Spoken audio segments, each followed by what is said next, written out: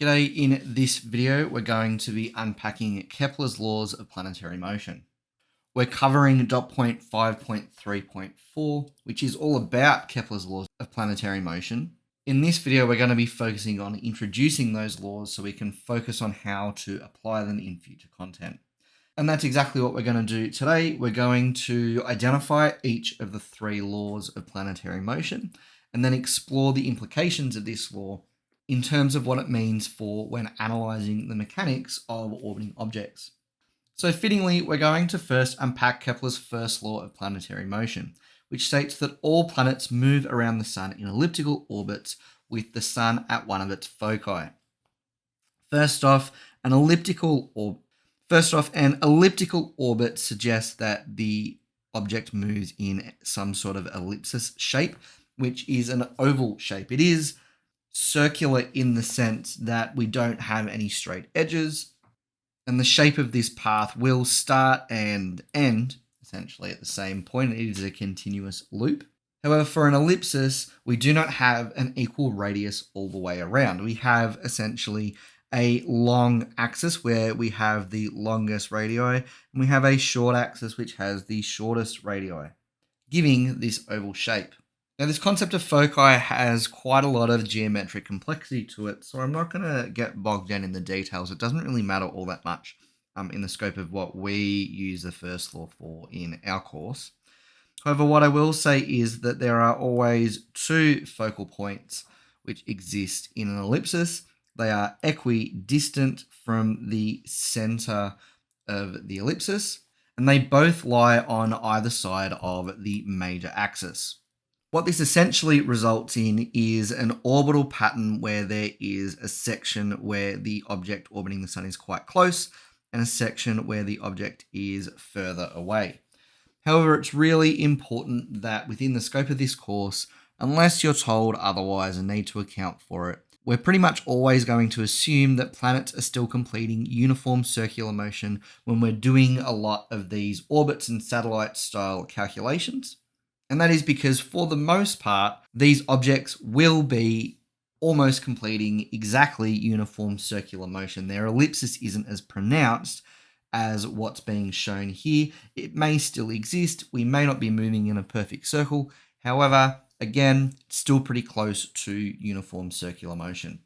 This second law here starts to then describe how these objects which have elliptical orbits move, what their motion looks like.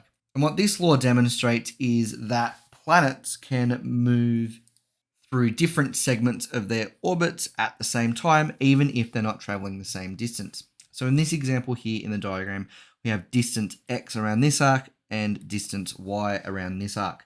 Clearly, x is larger than y in this diagram. However, it can be assumed that the planet takes just as long to get from point A to B through x and through point A to B through y. And this is because in an elliptical orbit, the velocity of the planet will change. Again, this becomes more pronounced the more elliptical the orbit actually is. The closer the orbit is to uniform circular motion, the more constant the velocity of the planet at any given time. The key bit here to know whether or not the time to travel a particular arc is going to be equivalent to another depends on the area of the segment between the arc and the Sun. In this scenario, we have area x being equal to area y.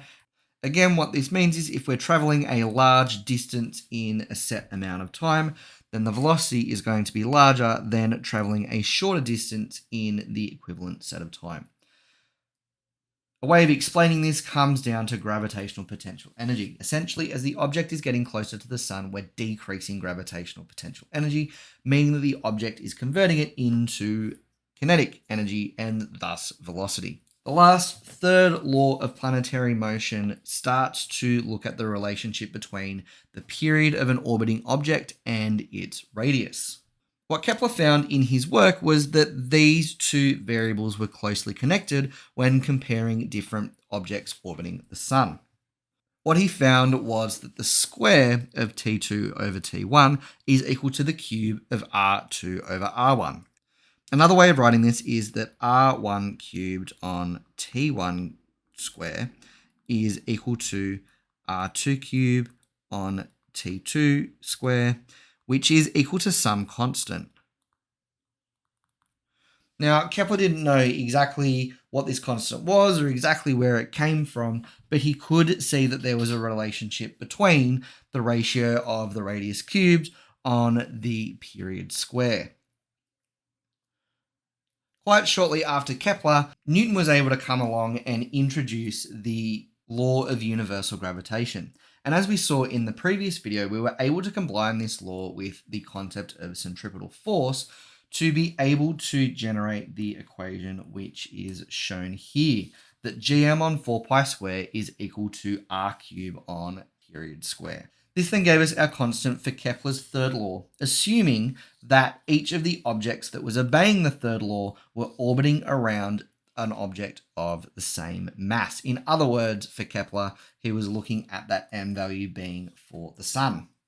And this relationship in third law is actually quite powerful, because what it means is that we can relate and compare the radii and the period of objects orbiting the same mass, also meaning that we can calculate for one of those unknown variables without knowing the mass of the object of which they are orbiting. Thank you very much, everyone. In the next video, we're going to be combining some more concepts around circular motion and applying them to orbits. But until then, have a good one.